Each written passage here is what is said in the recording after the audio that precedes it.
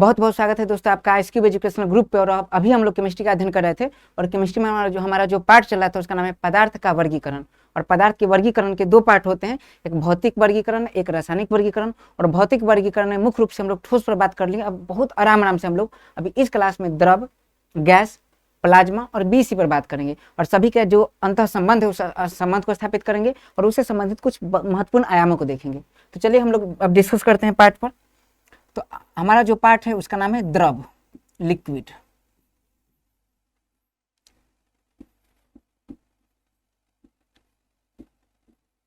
Liquid बहुत आराम से देखते हैं, क्योंकि याद रखने केमिस्ट्री बहुत थोड़ा सा टफ सब्जेक्ट है और बहुत कम लोग को इसमें इंटरेस्ट आता है, इसलिए मैं बड़ी आराम से चल रहा हूँ कि चीजें टफ ना लगे आपको। ठीक है, और आराम से यकीन मानिए कि बस 3-4 क्लास में स्लो चलूंगा, फिर आपको बहुत मजा आएगा, फिर हम लोग साथ चलेंगे। अभी आपको मेरे पीछे चलना है। तो चलिए अब ध्यान देना, द्रव की बात करें तो मैं क्या बात किया था, पिछले क्लास में बात कर चुका हूं कि द्रव जो है इसकी अगर बात करें कण, तो द्रव की अगर कण की बात करें तो द्रव के कण ठोस की अपेक्षा दूर दूर होते हैं। किसकी अपेक्षा? ठोस की अपेक्षा। तो मैं अगर बात करूं यहां से तो गौर कीजिए, जो अगर द्रव है तो इसके बीच की गैप देखिए, बीच का गैप देखिए।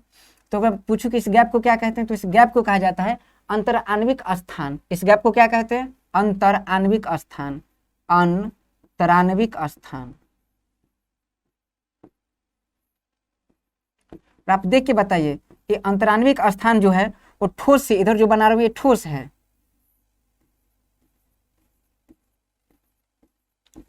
तो याद रखिए अंतराणविक स्थान जो द्रव के अंतराणविक स्थान है वो ठोस से ज्यादा है या कम है?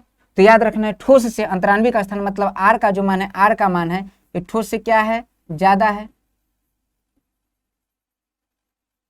गौर करना है। अब अगर ठोस से ज्यादा है, साफ साफ मतलब हम फॉर्मूला क्या जानते हैं, एफ बराबर, अब इसे हटाता हूं, फॉर्मूला हम जानते हैं एफ बराबर Gm1m2 बटा आर स्क्वायर। मतलब साफ साफ है कि अगर याद रखिए आर का मान अगर ज्यादा हुआ, जैसे ठोस में आर का मान कम था मतलब अंतराणविक स्थान का मान कम था, तो अंतराणविक बल का मान ज्यादा हो गया। अगर हम यहाँ देखें तो आर का मान क्या है, तो आर का मान क्या है, आर का मान क्या है, याद, आर का मान क्या है? ठोस की अपेक्षा क्या आर का मान ज्यादा है, और ठोस की अपेक्षा आर का मान ज्यादा है तो बल का मान क्या होगा? कम होगा। किससे? ठोस से। तो याद रखना है ठोस से इसमें अंतराणविक आकर्षण बल का मान मैं पूरा लिखता हूं, अंतराणविक आकर्षण बल, अंतराणविक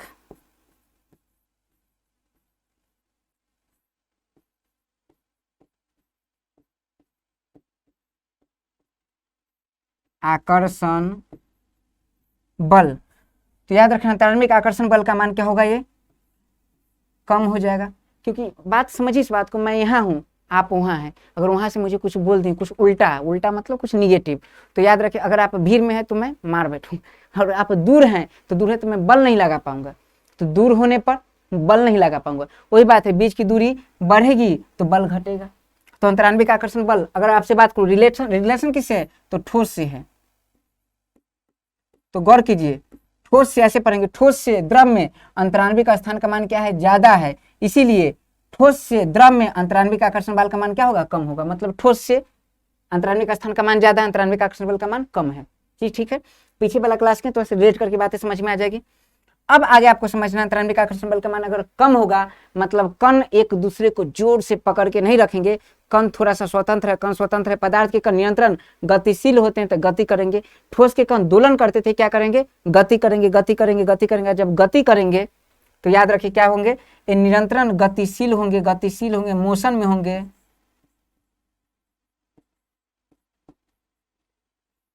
गतिशील हैं तो कण अगर गति करेंगे तो गति से समझिए, गति करेंगे तो गति जो करते इसमें गतिज ऊर्जा होती है। तो याद रखिए गति के कारण याद रखना है इसमें क्या होगी, यहाँ फोकस करना है, क्या है? गतिशील है, और गतिशील है तो इसमें क्या होगी? गतिज ऊर्जा। अच्छा गतिशील है तो बताइए वेग का मान क्या होगा? ज्यादा। और वेग का मान ज्यादा मतलब हम जानते हैं फॉर्मूला के ई बराबर हाफ एम वी स्क्वायर। तो v का मान क्या है? ज्यादा, तो के का मान ज्यादा मतलब गतिज ऊर्जा।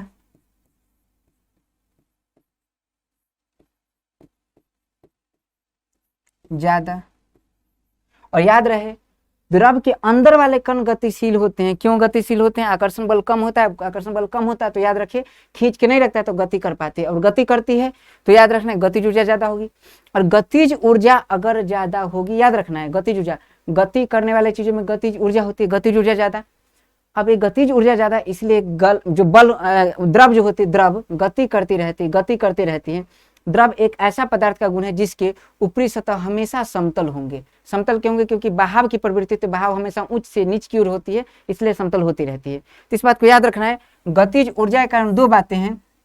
गतिज ऊर्जा होती है इसलिए इसे फ्लूइड भी कहते हैं, फ्लूइड, FLUID, फ्लूइड। फ्लूइड को हिंदी में कहते हैं तरल। और तरल में अगर आपसे पूछे क्या तरल सिर्फ द्रव होता है, तो नहीं, तरल गैस को भी कहते हैं, इस बात को याद रखना है। तरल गैस को भी कहते हैं, फ्लूइड गैस को भी कहते हैं। प्रत्येक बहने वाली पदार्थ को तरल कहा जाता है, इस बात को याद रखें। कई लोग ऐसा सोच होता है कि नहीं तरल मतलब द्रव, नहीं, तरल मतलब बहने वाले पदार्थ को तरल कहते हैं, फ्लूइड कहते हैं। और गतिज ऊर्जा ज्यादा होने के कारण बहती है इसलिए इसे तरल कहते हैं। और गतिज ऊर्जा ज्यादा होने के कारण याद रखना है इसके ऊपरी सतह हमेशा क्या होंगे? समतल होंगे।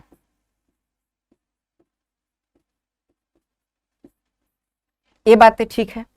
अब एक बात समझिए, यहाँ से बहुत इंपॉर्टेंट बात है, ठीक है सब बातें, और ये बातें भी ठीक है। अब यहाँ से समझिए द्रव के बारे में खास बात समझिए, समझने का क्या मामला है। यहाँ सब बात मुझे समझ में आ रहा है।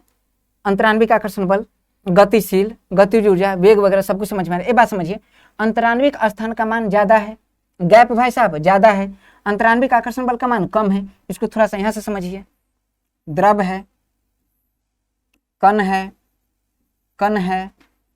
कण है, अंतरान्विक आकर्षण स्थान का मान ज्यादा है, इसीलिए r का मान ज्यादा है, इसीलिए बल का मान कम है, और बल का मान कम है। याद रखिए।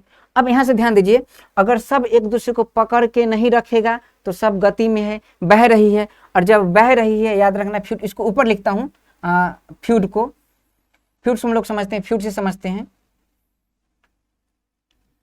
फ्लूइड मतलब क्या होता है? बहाव की प्रवृत्ति, मतलब फ्लूइड, FLUID, बहाव की प्रवृत्ति।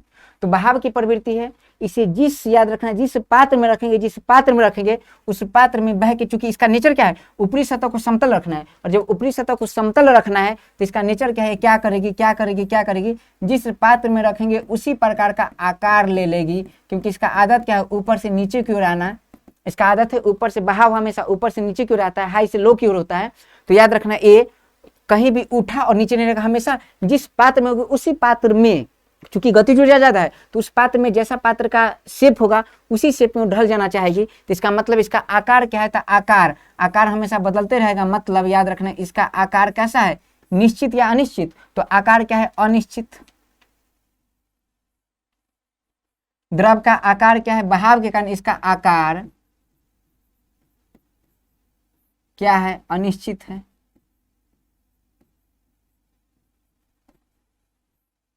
और आयतन डिपेंड करता है हम कितना लेते हैं, तो आयतन तो हमेशा क्या होता है? निश्चित।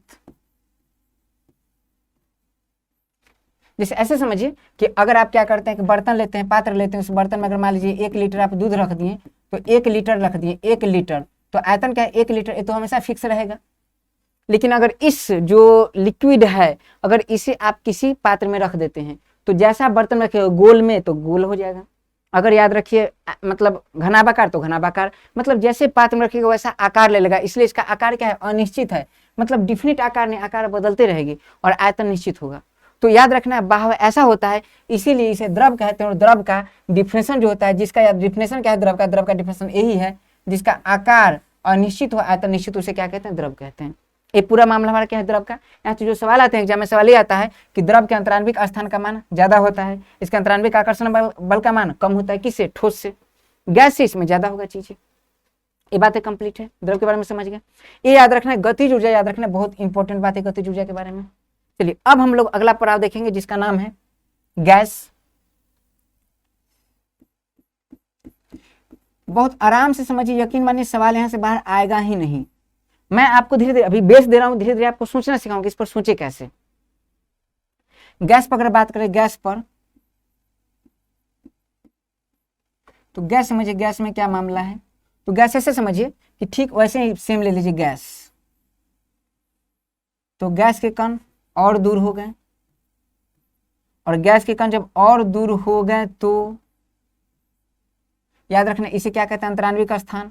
अब मैं इस बात से बच सकता हूं कि अब मैं आर लिख दूं, आप समझ जाएंगे अंतराण्विक स्थान की बात कर रहा हूं। आर का मान क्या है, सबसे ज्यादा, और आर का मान अगर सबसे ज्यादा है तो फोर्स का मान सबसे कम।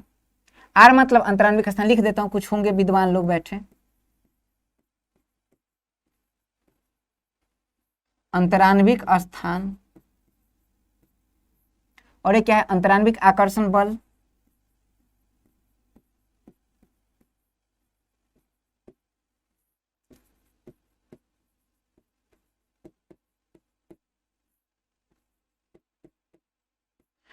अंतराण्विक आकर्षण बल जब सबसे कम है तो याद रखिए ए मोलेकल इस पे, ए मोलेकल इस पे बल नहीं लगाएगी, नहीं लगाएगी तो याद रखना है नहीं लगाएगी। तो ये मैं क्या कहा कि अगर बल लगाएगी तो बांध के रखेगी, गति नहीं कर पाएंगे, ठोस में दोलन होता है, द्रव में थोड़ा सा छूट मिला तो गति, आपके घर से छूट मिल जाए आप घूमते रहेगा फ्री फ्री फ्री फ्री।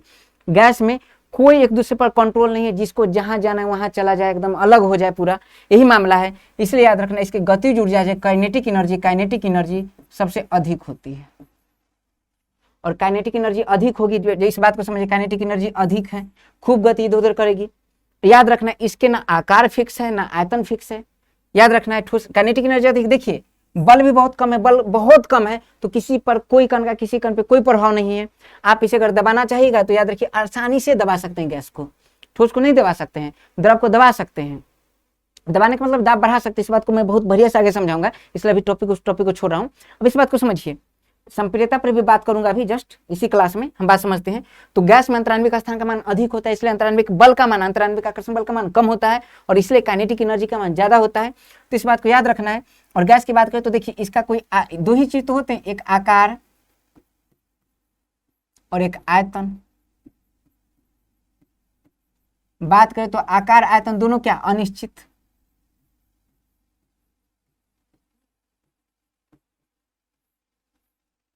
ठीक है। अब इसे समझिए, ठीक है, अब इसे समझिए, ठीक है। काइनेटिक एनर्जी अगर देखें तो अभी हम क्या देखें, ठोस के पास काइनेटिक एनर्जी कम, उससे ज्यादा द्रव के पास, उससे ज्यादा गैस के पास। ये आपको एग्जाम में अरेंज करने के लिए दे दिया जाएगा किसके पास। अब देखिए गैस के पास गतिज ऊर्जा खूब है, और खूब गतिज ऊर्जा है, इसलिए याद रखना गैस बहुत तेजी से बहुत तेजी से बहुत तेजी से हमेशा माइग्रेट करती रहती है, हमेशा पलायन करती रहती है। तो ये बात मेरा हो गया गैस के बारे में। इस बात को समझिए, इस बात को आराम से। अगर आपसे एग्जाम पूछा जाए कि सबसे ज्यादा कणों के बीच की दूरी किसकी होती है, मतलब अंतराण्विक स्थान सबसे ज्यादा किसमें होता है, गैस में। सबसे कम आकर्षण बल किसका होता है, गैस का। उसके बाद बात करें आकार आयतन अनिश्चित किसका होता है, गैस का। उसके बाद बात करें काइनेटिक एनर्जी सबसे अधिक किसकी होती है, गैस की। सबसे कम काइनेटिक एनर्जी फिलहाल जो पढ़े उसमें ठोस है, लेकिन ऐसे आंसर होगा बीईसी, उसमें बात करता हूँ। ये बात हमारा कंप्लीट है। चलिए अब हम लोग क्या करने वाले हैं, अप्लाई। अब देखिए हमारा दो बातें हैं, एक है बीईसी और एक है प्लाज्मा। टाइम देखिए तो उनकी उसमें, तो हम लोग बात करेंगे अभी। सबसे पहले बात करते हैं हम लोग बीईसी पे, बीईसी, ठीक है। और फिर बात करेंगे अभी हम लोग प्लाज्मा पे।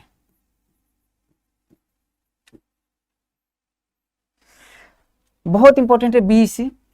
जो लोग अब देखिए हम लोग अपना लेवल बढ़ा रहे हैं, लेवल बढ़ा रहे हैं। हम पहले ही बात कर चुके कि हम लोग जीरो से स्टार्ट करेंगे। हो सकता है शुरू में कुछ स्टूडेंट को दिक्कत हो कि क्या पढ़ा रहे हो यार, लेकिन हम लोग क्या करेंगे, याद रखना है छोटी छोटी बातों पर बिल्कुल गौर करना है, क्योंकि कुछ लोग कहते हैं छोटी छोटी बात पर बिल्कुल ध्यान नहीं देना है। जो लोग ऐसा कहते हैं आपको याद रखना चाहिए कि हमेशा ठोकर छोटे छोटे पत्थरों से लगती, पहाड़ों से नहीं। इसलिए छोटे छोटे पत्थरों से देख देख के चलना है आगे, और याद रखें आगे जटिल साम्राज्य को भी तोड़ मोड़ के रख देना है। तो इसी बात को समझ, पहले क्या है बीईसी, उसके बाद क्या है प्लाज्मा। अच्छा बीईसी के बारे में अगर बात करें, बीईसी क्या है तो मैं बात करूं, एक पदार्थ की अवस्था है जिसे क्या कहते हैं, ठोस सॉलिड। एक पदार्थ की अवस्था है जिसे क्या कहते हैं, लिक्विड। और एक पदार्थ की अवस्था है जिसे क्या कहते हैं, गैस, ठीक है। अब ध्यान दीजिए, यही जो गैस है इसके बाद क्या है, प्लाज्मा। ये क्या है, लिक्विड। ये क्या है, सॉलिड। ये क्या है, बीईसी। अब मैं एक बात आपसे कर लूं, गौर कीजिए। अगर आपसे पूछा जाए, बहुत इजी बात, अगर आपसे पूछा जाए कि क्या मामला है, तो मैं कहूंगा कि बीईसी के आगे क्या है, ठोस। अब समझिए, ठोस को अगर आप गर्म करें, ठोस को देखिए बीईसी को अगर आप गर्म करते हैं तो पहुंच जाएगा ठोस में, वो ठोस बन जाएगा। अच्छा एक गर्म का साइन होगा हमेशा हीट का, सॉलिड को अगर आप गर्म करते हैं तो बन जाएगी लिक्विड, लिक्विड को अगर आप गर्म करते हैं तो बन जाएगी गैस, और गैस को अगर आप गर्म करते हैं तो बन जाएगी प्लाज्मा। मतलब मैं कह रहा हूं कि अगर BC का ताप अगर बढ़ाया जाए तो ठोस में बदल जाएगी, ठोस को बढ़ाया जाए, ठोस के ताप को बढ़ाया जाए तो लिक्विड में, लिक्विड के ताप को बढ़ाया जाए तो गैस में, गैस के ताप को बढ़ाया जाए तो प्लाज्मा में। ठीक है, बिल्कुल उल्टा रिवर्स। अगर प्लाज्मा को ठंडा किया जाए तो गैस में, गैस को अगर ठंडा किया जाए तो लिक्विड में, लिक्विड को ठंडा किया जाए तो सॉलिड में, और सॉलिड को जब ठंडा किया जाए तो BC में।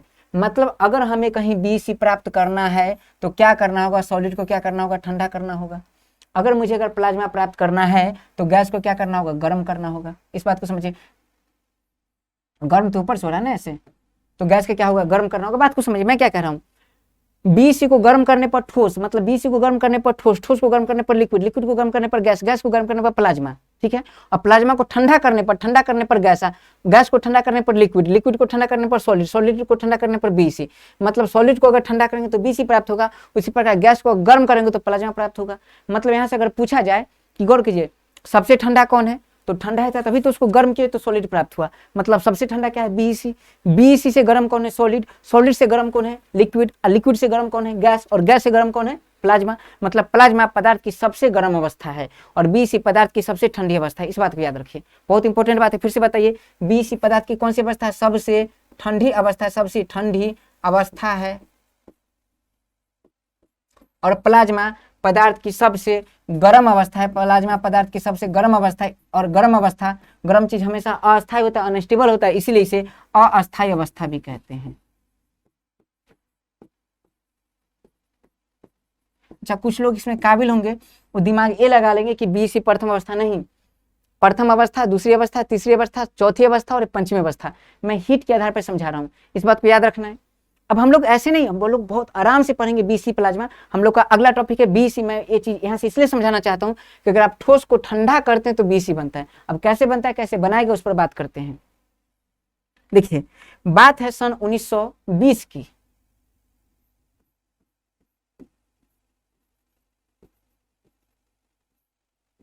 देखिए, हम लोग बात कॉन्सेप्ट से करेंगे, हालांकि इसकी कहानी बहुत रोचक होती है, मजेदार होती है, उसे हम लोग बचेंगे अभी फिलहाल क्योंकि एग्जाम नजदीक है।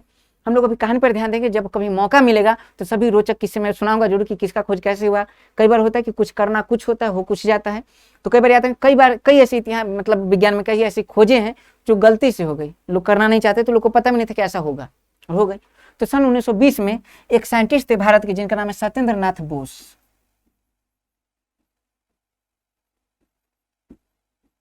सत्येंद्र नाथ बोस। और दूसरा साइंटिस्ट आप जानते हैं, बहुत इंपॉर्टेंट है, उनका नाम है आइंस्टीन।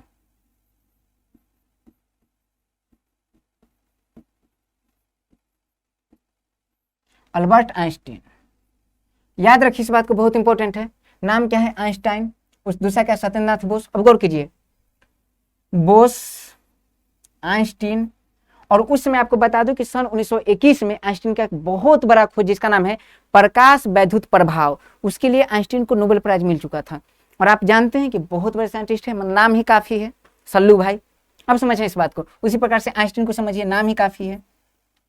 अब मामला क्या है कि 1920 में सत्येंद्र नाथ बोस को एक आइडिया ये आया कि याद रखिए, अगर किसी पदार्थ को अगर आप ठंडा करते हैं तो किसी पदार्थ को अगर आप ठंडा करते हैं तो उसकी चालकता बढ़ते चली जाती है, चालकता बढ़ते चली जाती है, चालकता बढ़ते चली जाती है, बताते रहिएगा टाइम, चालकता बढ़ते चली जाती है। अब याद रखना है, करना क्या है मामला, अगर किसी पदार्थ को ठंडा करते हैं उसकी चालकता बढ़ते चली जाती है, सवाल है कब तक ठंडा करें। तो ठंडा करने का जो लेवल है, जैसे कई चीज का लिमिट नहीं होता, हम कहते हैं ना एवरीथिंग हैज लिमिट। दुनिया में बहुत ऐसी चीजें जिसकी कोई लिमिट नहीं है। याद रखना, जैसे कब तक किसी चीज को गर्म करे, कोई लिमिट नहीं, गर्म करते रहे। अगर बहुत गर्म आ गया तो मां पीट देगा आपको। कोई चीज को ठंडा करते रहिए, ठंडा करते क्या इसको कोई लिमिट है क्या। बीपीएससी में सवाल पूछा गया कि ठंडा करने की लिमिट है, उस लिमिट को कहते हैं परम शून्य ताप, absolute temperature, absolute zero temperature. तो याद रखना, किसी चीज को ठंडा कितना कर सकते हो, तो ठंडा कर सकते हैं उस टेम्परेचर कितना ठंडा कर सकते हैं, तो किसी पदार्थ को ठंडा कर सकते हैं -273 डिग्री सी, इतना ठंडा कर सकते हैं। इससे ज्यादा किसी पदार्थ को ठंडा करना संभव नहीं है। मतलब सबसे ज्यादा कम टेम्परेचर यही है, सबसे कम, इसलिए कहा गया परम सुंदरी। सुनेंगे परम, परम मतलब सबसे ज्यादा, ठीक है, परम। और सबसे कम, कम को डिनोट किससे करते हैं? शून्य से। और क्या है? ताप है, इसलिए परम शून्य ताप। Absolute, absolute zero temperature. ठीक है, मतलब किसी पदार्थ को इतना ठंडा किया जा सकता है। ये बातें बताएं आइंस्टीन साहब और क्या सत्यनाथ बोस ने। और बोस साहब को एक आइडिया आया कि किसी पदार्थ को इतना ठंडा कर सकते हैं, तो करके देखते हैं। और एक क्वांटम फिजिक्स है, कॉन्सेप्ट है, बहुत आसान कॉन्सेप्ट ये है कि अगर, बहुत इंपॉर्टेंट कॉन्सेप्ट है, आसान है, इंपॉर्टेंट कॉन्सेप्ट है कि अगर किसी पदार्थ को बहुत ठंडा करते हैं और ठंडा करने के बाद ठंडा करते करते अगर इस टेम्परेचर पर आप ला देते हैं ठंडा करके, तो जो कण है वो कण अपना मैटर का गुण त्याग देती है और वो एक वेव जैसा बिहेव करने लगती है। वेव, तरंग समझते हैं? तरंग, एक तरंग जैसा बिहेव करने लगती है। बहुत इंपॉर्टेंट बात है, तरंग जैसा बिहेव करने लगती है। इस बात को अगर समझने का प्रयास कीजिए, इस बात को समझिए, इस बात को मैं आपको बता दूं कि देखिए -273 डिग्री सी टेम्परेचर है, परम शून्य ताप। तो हुआ क्या, ये बात बताएं कि अगर किसी भी पार्टिकल है, मतलब कोई पार्टिकल है, और उस पार्टिकल को अगर आप ठंडा कर देते तो कैसा बिहेव करेगा? वेव जैसा बिहेव करेगा। और डी ब्रॉगली के कॉन्सेप्ट से भी इस बात को साबित किया गया। हालांकि मैं वही इस टॉपिक पर बात करने से बचूंगा और आगे मैं जरूर इस बात को फिर वहां से रिलेट करूंगा चीजों को, आप बस समझते रहिए। तो मैं क्या कर रहा हूँ यहाँ कि -273 डिग्री सी पर अगर किसी पदार्थ को हम ठंडा करते हैं, तो ठंडा करने के बाद, रुकिए तो रुकिए, मतलब पॉज कीजिएगा, कटिएगा नहीं। तो ये बातें अब हम समझते हैं क्या है कि डी ब्रॉगली के कॉन्सेप्ट से। अब डी ब्रॉगली का क्या कॉन्सेप्ट है, समझिए इस बात को। मतलब डी ब्रॉगली का अगर बात करें जनरली, तो एक हम लोग जानते हैं प्लैंक क्वांटम थ्योरी, उस पर क्वांटम फिजिक्स सब पर बात करेंगे हम लोग। एक हल्का से छोटी सी बात मैं कर रहा हूँ, ये समझ में नहीं भी है, थोड़ा सा सोचना है। फिजिक्स में जब इस पर आऊंगा तो बहुत मजेदार कॉन्सेप्ट, हम लोग सब पर बात करेंगे। एग्जाम में जो सवाल आते हैं उस पर तो बात करेंगे ही, कुछ रोचक बातें जिससे दुनिया में मजा आए, दुनिया जीने में मजा आए, दुनिया को देखने का नजरिया चेंज हो, उस पर भी हम लोग बात करेंगे। तो एक फॉर्मूला है H, याद रखना है, बाई MC बराबर लेमडा, याद रखना है। अब इसे समझिए ठीक से। तो इसका मतलब होता है किसी वस्तु का तरंग दैर्घ्य, किसी कण का तरंग दैर्घ्य, तरंग। और याद रखना M मतलब क्या होता है? मास। मतलब साफ साफ मतलब है, मतलब अगर मसला समझने का प्रयास कीजिए तो साफ साफ मसला है कि मास और वेव में रिलेशन होता है। और मास और वेव में रिलेशन क्या है? तो मास और वेव में अगर रिलेशन समझिएगा, इस बात को समझिए, मास और वेव में रिलेशन समझिएगा, तो रिलेशन ये है कि याद रखिए, अगर किसी मास और वेव में क्या रिलेशन था, अगर किसी वस्तु को, किसी कण को अगर आप -273 डिग्री सी तक ठंडा कर देते हैं, परम शून्य ताप पर ठंडा कर देते हैं, तो वह जो मास है वो कैसा व्यवहार करेगी? तरंग जैसा व्यवहार करने लगेगी, तरंग जैसा व्यवहार करेगी। इसको समझिए। यानी मैंने क्या कहा, -273 डिग्री सी तक अगर किसी पार्टिकल को ठंडा करते, तो -273 डिग्री सी तक ठंडा करते हैं, तो वह कण जैसा व्यवहार करेगी, वह तरंग जैसा व्यवहार करने लगेगी। अब देखते हैं। तो M रोक दीजिए, दिक्कत हो जाती।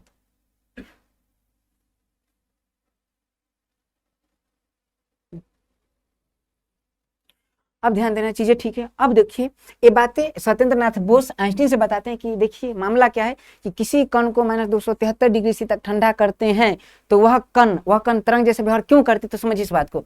होता क्या है, अब समझिएगा। जैसे मान लीजिए बहुत सारा कण है, बहुत सारा कण है, बहुत सारा कण है, बहुत सारा कण है, बहुत सारा कण है।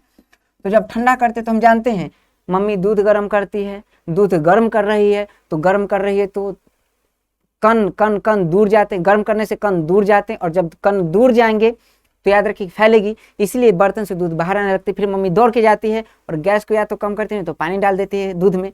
जब ऐसा करती है तो फिर दूध ठंडा होकर शांत होकर सिकुड़ के बैठ जाता है। मामला वही है, जब किसी वस्तु को हम गर्म करते हैं तो फैलेगी और ठंडा करते हैं तो सिकुड़ेगी। मैंने क्या किया, ठंडा किया, इतना ठंडा कि जिससे ज्यादा ठंडा हो ही नहीं सकता। तो अगर ठंडा करना मैंने शुरू किया तो एक कण दूसरे कण पे, एक कण दूसरे कण पे, एक कण तीसरे कण पे, एक दूसरे पर चढ़ के छोटा हो जाएंगे।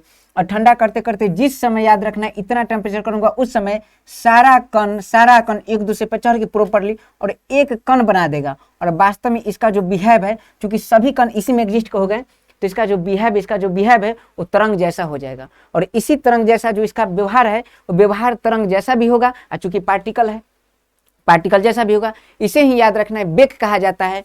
चूंकि किसने कॉन्सेप्ट दिया था, ये पदार्थ की एक नई अवस्था हो गई। और कॉन्सेप्ट किसने दिया था, बोस ने, इसीलिए बी। आइंस्टीन से मिलके इसीलिए ई। और कंडेंसेट मतलब होता है ठंडा होकर कोई चीज सेट हो जाए, उसे कंडेंसेट कहते हैं, इसीलिए सी। तो पदार्थ की पंचमी अवस्था जिसे कहा गया बीईसी, इसके बारे में एक सोच कब आया, तो सोच आया था 1920 में। किसके दिमाग में आया? सत्येंद्रनाथ बोस के दिमाग में और आइंस्टाइन के दिमाग में आया था। सत्येंद्रनाथ बोस के दिमाग में आया और आइंस्टाइन को बोले और फिर दोनों की डिस्कशन से ये बातें आगे बढ़ी। तो अगर आपसे बोला जाए कि 273 डिग्री से परम शून्य ताप पर किसी चीज को ठंडा किया जाए तो क्या हो जाता है वो, तो याद रखना है वह जो कण है वो किसके जैसा व्यवहार करती है, तो वेव जैसा व्यवहार करती है, तरंग जैसा व्यवहार करती है, वेव जैसा व्यवहार करती है। अभी कुछ ऐसी बातें होगी जो आपको समझ में तो आ रही होगी, फील नहीं हो रहा होगा, फील होगा आगे, बड़ी आराम से समझते हैं। अब ये बातें कॉन्सेप्ट तो दिया गया कब? 1920 में। समय बीतता गया और 1995 में याद रखना 3 साइंटिस्ट, नासा के 3 साइंटिस्ट थे, मैं बता दूं आपको कब, 1995 में। 1995 में नासा के 3 साइंटिस्ट याद रखना है, एक का नाम है वाईमैन,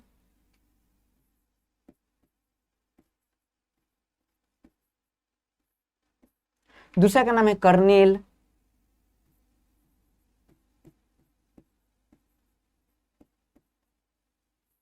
देखिए, और तीसरा का नाम है कैटरेले।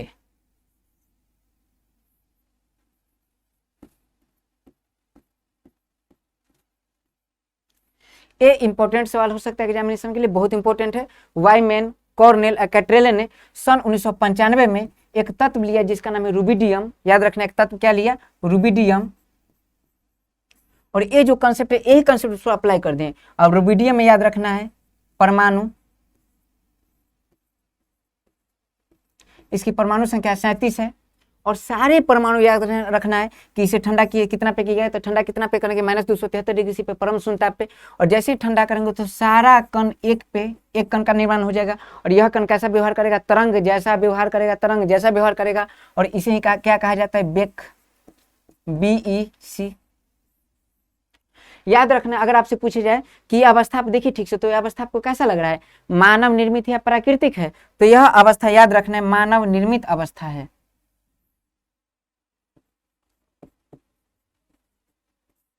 मानव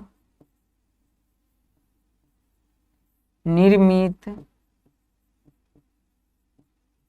अवस्था है। तो आपसे पूछा जाए कि कौन सी अवस्था मानव निर्मित हो, तो ठोस को मानव ने नहीं बनाया, द्रव को मानव ने बनाया, गैस को मानव ने नहीं बनाया, लेकिन यह अवस्था क्या है? पांचवी अवस्था, जो पदार्थ की पंचमी अवस्था है, यह 5th स्टेट ऑफ मैटर है, पंचमी अवस्था है। तो इसे किसने? मानव ने बनाया, इसीलिए याद रखना इसे मानव निर्मित अवस्था कहते हैं। ये हमारा हो गया BEC। और यहाँ से सवाल बाहर से बिल्कुल नहीं आएंगे, याद रखना है। हाँ, इसे बनाया कहाँ गया था? बनाया गया था पृथ्वी के ग्रेविटेशनल फील्ड से बाहर। ये तीनों कहाँ के वैज्ञानिक थे? नासा के, याद रखना है। ये तीनों वैज्ञानिक कहाँ के थे? नासा के। ठीक है, ये बात याद रखना है, ये चीजें इंपॉर्टेंट है। और पृथ्वी के ग्रेविटेशनल फील्ड से बाहर 1995 बनाया गया और BEC में तैयार हुआ और ये BEC है। याद रखना, अगर BEC की बात करें तो जो अवस्था है ये बहुत बड़ी अवस्था क्यों है? क्योंकि BEC ऐसा माना जाता है कि ये जो BEC है, पदार्थ की पंचमी अवस्था, इसी प्रकार की एक फेज है जिसे कहते हैं गॉड पार्टिकल, और इसी से पूरा दुनिया का निर्माण हुआ है, गॉड पार्टिकल। याद रखना है, जो BEC अवस्था है, BEC की अगर बात करूं तो मैं बड़ी इंपॉर्टेंट बात है, मानव निर्मित अवस्था BEC। याद रखना, इसी में एक पार्टिकल है जिसे कहते हैं हिग्स बोसोन। इसे ही याद रखना गॉड पार्टिकल कहते हैं, क्योंकि माना जाता है कि इसी हिग्स बोसोन जो BEC फेज में है थी, गॉड पार्टिकल इसे कहते हैं, क्योंकि माना जाता है कि इसी कण से, हिग्स बोसोन से पूरा दुनिया का निर्माण हुआ, इसलिए इसे गॉड पार्टिकल या ईश्वरीय कण कहते हैं। तो एक याद रखना कि अभी मैं BEC बता रहा हूँ, चीजें आप साइंस से जुड़े रहिए, पढ़ते रहिए, आपको चीजें अलग अलग आयाम पे अलग अलग प्रकार से पेश की जाएगी। तो ये बात है हमारा BEC के बारे में जो एग्जाम में पूछा जा सकता है सवाल, उस पर बात किया मैंने, ये बात है ठीक है। इससे फायदा क्या है? इससे फायदा ये है कि दुनिया का निर्माण कैसे हुआ, प्रकृति का निर्माण कैसे हुआ, इस अवस्था से इस बात की व्याख्या की जा सकती है और वैज्ञानिक इसमें लगे हुए हैं। तो हमारा पदार्थ की पंचमी अवस्था BEC है। इसके बाद अगर बात करें तो अगला जो हमारा टारगेट है वो है प्लाज्मा। अब हम लोग टॉपिक देखते हैं प्लाज्मा। तो प्लाज्मा अगर पूछे आपसे एग्जामिनेशन में कि प्लाज्मा कौन सा फेज है, तो प्लाज्मा की अगर बात करें तो प्लाज्मा पदार्थ की चौथी अवस्था है। इसको बड़ी ध्यान से देखते हैं, प्लाज्मा पदार्थ की क्या अवस्था है? तो प्लाज्मा पदार्थ की पहली बात 4th स्टेट है। एक बात आपको याद रखना है, यही एग्जाम में जनरली सवाल पूछा जाता है कि पदार्थ की चौथी अवस्था क्या है? प्लाज्मा। अब समझते हैं कि एक वैज्ञानिक थे जिनका नाम था विलियम क्रूक्स। लगभग बात है 1897 की। एक प्रॉपरली इन्वेंशन स्टार्ट हुआ था 1887 में, लेकिन 10 साल उनको रिसर्च करने में लग गया, तो 1897 की हम लोग बात करेंगे। तो याद रखना है, एक परख नली था ऐसा।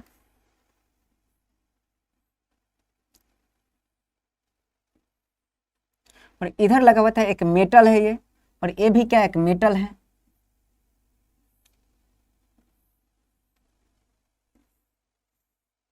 एक बैटरी लगा हुआ है, याद रखना बैटरी लगा हुआ है, और इसमें क्या कुछ गैसेस भरी हुई है। वो गैस आप मान सकते हैं हाइड्रोजन है।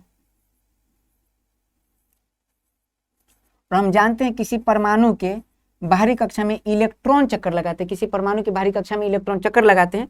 तो ये बात भी आपको याद रखना है कि इसमें क्या होता है, इलेक्ट्रॉन।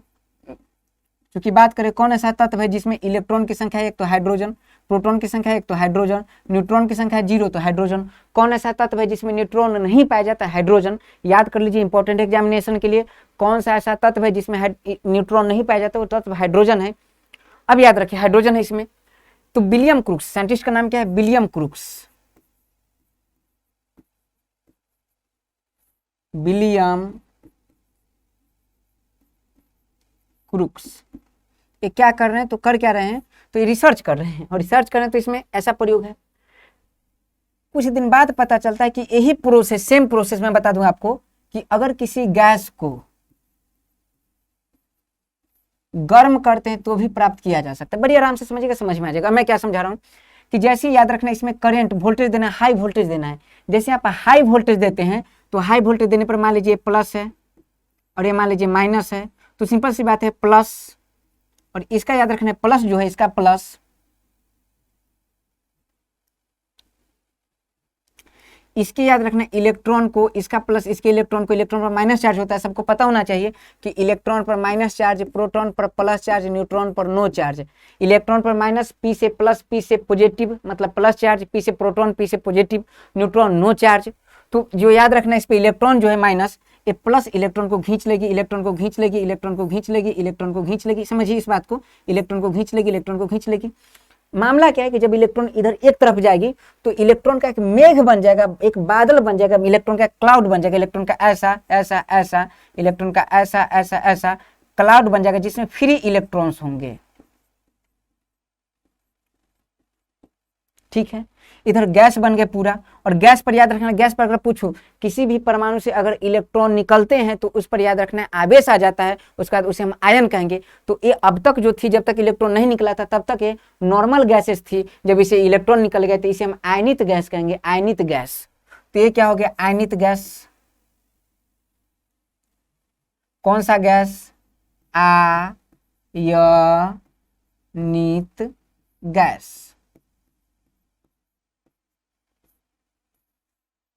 ठीक है, आगे अगर हम बात करें, ठीक है, मतलब मामला यह है कि इलेक्ट्रॉन कैसे भी निकालना है, फोकस कीजिए इस पे। ऐसा नहीं कि इसी प्रोसेस निकालना है, इलेक्ट्रॉन निकालना है। कई बार याद रखें, हम जब स्कूल कहीं जा रहे होते हैं, अगर गाड़ी मिला गाड़ी से चले गए, गाड़ी नहीं मिला साइकिल उठा के दौड़ गए, वो भी नहीं मिला तो पैदल दौड़ जाते थे। मतलब टारगेट क्या था, ये नहीं था गाड़ी से जाना है, साइकिल से जाना है, पैदल जाना है, इंपॉर्टेंट था वहां पहुंचना है। वही बात है, कैसे निकालना है वो इंपॉर्टेंट नहीं, इंपॉर्टेंट ये है कि इलेक्ट्रॉन निकालना है। इलेक्ट्रॉन निकालेंगे, गैसेस आयनित होगी, और उसी आयनित गैस को क्या कहेंगे हम, आयनित गैस को ही प्लाज्मा कहेंगे। क्या और भी प्रोसेस है इलेक्ट्रॉन निकालने का, तो है प्रोसेस। जो आप गैस को गर्म करते हैं, तो अगर गैस को गर्म करते हैं, बहुत इंपॉर्टेंट बात है, तो गैस को आप गर्म करते हैं तो गर्म करने से उसका इलेक्ट्रॉन एक्साइटेड हो जाएगी। जैसे तावा पे आपको कोई उठा के बैठा दे, आप एक्साइटेड होकर उछल के कूद जाइएगा। इलेक्ट्रॉन के साथ भी यही होता है। जैसे मान लीजिए परमाणु, गैसेस के परमाणु हैं, कोई लोग दिमाग लगा रहे हो कि गैस के अणु होते हैं, लेकिन अणु भी परमाणु से मिलकर बने होते हैं। तो याद रखिए इसमें इलेक्ट्रॉन है, इलेक्ट्रॉन है, इलेक्ट्रॉन है, इलेक्ट्रॉन है, इलेक्ट्रॉन है, इलेक्ट्रॉन है, इलेक्ट्रॉन है, इलेक्ट्रॉन है, इलेक्ट्रॉन है। जब जैसे ही आप इसे गर्म करते हैं, बहुत ज्यादा हाई टेम्परेचर पे गर्म करना है, गर्म जैसे ही करते थे इसका इलेक्ट्रॉन निकल के उछल के निकल जाता है, जैसे आपके साथ तावा पे हुआ है। ठीक है, वैसे। और ये जो गैस बन गया, गैस ये कैसे बन गया, आयनित गैस बन गए, आयनित गैस बन गए। मैं आपको बता दूं, यही जो आयनित गैस है, इसी आयनित गैस को क्या कहते हैं, इसी आयनित गैस को क्या कहा जाता है, प्लाज्मा कहा जाता है। अब मैं यहां से ध्यान दीजिए, मैंने क्या कहा कि जब आप गैस को गर्म करते हैं, और याद रखिए गैस होना चाहिए, उसको गर्म करना है, तो सूरज में आपको पता हो जाना चाहिए, सूरज में लगभग 70% हाइड्रोजन है और 28% हीलियम है। बात करें कहां, सूरज की, तो सूरज में कितना, 70, परसेंट हाइड्रोजन है, 28% हीलियम है, और याद रखना है 2% अन्य गैस हैं, अदर गैस। तो साफ साफ बात ये है, साफ साफ अगर देखें तो सन में भी हाइड्रोजन हीलियम है, गैस है, और सन में आपको पता है टेम्परेचर याद रखें लगभग 5500 डिग्री सी टेम्परेचर सूर्य के केंद्र में है। तो टेम्परेचर भी भाई साहब हाई है, गैसेस भी है, तो जाहिर सी बात है उसमें भी घटना होती होगी। और याद रखिए प्लाज्मा अवस्था पदार्थ की सबसे चमकीली अवस्था है। क्यों? क्योंकि याद रखना इसमें इलेक्ट्रॉन निकलता है तो एक चमक आ जाती है। तो आपसे पूछे कि पदार्थ की सबसे चमकीली अवस्था कौन सी है, तो चमकीली अवस्था है प्लाज्मा अवस्था। मतलब अगर ये चमकीली अवस्था है तो चमक का काम करेगी। अगर आपसे पूछे कि सूर्य चमकीला क्यों होता है, प्लाज्मा के कारण। अगर इलेक्ट्रॉन भारी मात्रा में निकले, अगर गैस का आयनीकरण भारी मात्रा में हो तो चमक बहुत ज्यादा होगी, कम मात्रा में हो तो चमक कम होगी। जैसे आप ट्यूबलाइट जो घर में यूज करते हैं, CFL यूज करते हैं, इस सब में भी प्लाज्मा है। हैलोजन जो बल्ब यूज करते हैं उसमें भी प्लाज्मा है, लेकिन इसमें प्लाज्मा कम है क्योंकि इलेक्ट्रॉन कम मात्रा में एक्सेप्ट होती है। ऐसे प्लाज्मा को हम पार्शियल प्लाज्मा, आंशिक प्लाज्मा कहते हैं। और सूर्य में, तारों में जो प्लाज्मा है उसे हम याद रखना है फुल्ली प्लाज्मा कहते हैं, पूर्ण प्लाज्मा कहते हैं। तो ये प्लाज्मा अवस्था है। प्लाज्मा अवस्था का मेन कॉन्सेप्ट यही है कि जब गैस को हम गर्म करते हैं उस ताप पर तो वो आयनित गैस हो जाती है, उसे हम प्लाज्मा अवस्था कहते हैं। काफी चमकीली अवस्था है, चूंकि इसमें फ्री इलेक्ट्रॉन्स पाए जाते हैं इसीलिए यह सुचालक भी होती है। और याद रखना है चूंकि बहुत उच्च ताप पे है इसीलिए यह अनस्टेबल, मतलब अगर पूछे कि पदार्थ की अस्थायी अवस्था कौन सी, तो अस्थायी कौन सी, प्लाज्मा। अब सवाल है कि इस अवस्था को प्लाज्मा किसने कहा? तो जो चमक होती है इसको सबसे पहले 1928 में लंग मयूर, एक साइंटिस्ट है, कौन है? लंग मयूर। 1928 में उन्होंने देखा, लंग मयूर ने इन्हें देखा और उन्हें लगा कि ब्लड में जैसे प्लाज्मा पाई जाती है वैसे ही इसका फेज है, ऐसे ही इसका रूप है, इसलिए इसे उन्होंने लंग मयूर ने, मैं नाम लिख देता हूं, लंग मयूर ने इसे क्या कहा? प्लाज्मा कहा। ये हमारा फाइनल बातें हैं, हो गया हमारा कंप्लीट प्लाज्मा। अब एक पॉइंट और देखते हैं, इसमें बड़ी इंपॉर्टेंट बातें हैं। प्लाज्मा कंप्लीट है। अब एक बात सोचिए, अगर आपसे पूछे कि प्लाज्मा किसमें पाई जाती है, तो जितना आपको चमकीला पदार्थ दिखाई देता है जनरली खगोलीय पिंड में, याद रखना सब में प्लाज्मा पाई जाती है। सूर्य में प्लाज्मा है, लेकिन क्या जो बिजली बनती, बिजली कड़कती है, नहीं, उसमें क्या प्लाज्मा होती है? तो बिल्कुल याद रखना कि जैसे बादल है, और ये मान लीजिए बादल है, प्लस भी हो सकता है माइनस भी हो सकता है, और इसके नीचे क्या है? गैसों का समूह है, उसमें भी तो याद रखना है गैसेस इलेक्ट्रॉन होगी, और उस इलेक्ट्रॉन को याद रखना है पॉजिटिव खींचेगी, हो सकता है इलेक्ट्रॉन को निगेटिव रिपल्स करेगी, उसके इलेक्ट्रॉन किसी न किसी कारण से बस एटम से निकलना चाहिए। तो याद रखना है कि चेन बन जाएगा प्लाज्मा का, जो पृथ्वी पे गिर जाती है। जैसे समझिए इस बात को। अब ये मामला है, नीचे क्या है? घास है, तो घास पर भी तो प्लस माइनस होगा। ये जो इलेक्ट्रॉन निकला तो इस प्लस क्या करेगी? इलेक्ट्रॉन को खींच लेगी। तो ये जो पॉजिटिव चार्ज है इलेक्ट्रॉन को, मान लीजिए बादल है, ये बादल है, दोनों टकराए तो टेम्परेचर ज्यादा जनरेट हुआ, तो हो सकता है इसके इलेक्ट्रॉन एक्साइटेड होकर निकल जाए, या फिर इसके पॉजिटिव इस इलेक्ट्रॉन को खींचे, इसके नेगेटिव इलेक्ट्रॉन को रिपल्स करे, कुछ भी होके इस गैसेस पर याद रखना आवेश आ जाएगा। और जैसे ही आवेश आएगा तो नीचे वाले जो होंगे, अगर मान लीजिए निगेटिव है तो सभी को क्या करेंगे? खींचेंगे। इसे जो चेन बन जाती है उसी को प्लाज्मा चेन कहते हैं। और जो बिजली गिरती है, जिसको ठनका कहते हैं गाँव में, बिजली, ये भी याद कर रखिए, प्लाज्मा चेन का एग्जाम्पल है। तो ये हमारा पदार्थ की प्लाज्मा अवस्था है। आपको याद रखना है ये बातें, एग्जाम में जनरल यहाँ से सवाल बनेंगे। हालांकि सबसे इंपॉर्टेंट सवाल है पदार्थ की चौथी अवस्था कौन सी? प्लाज्मा अवस्था।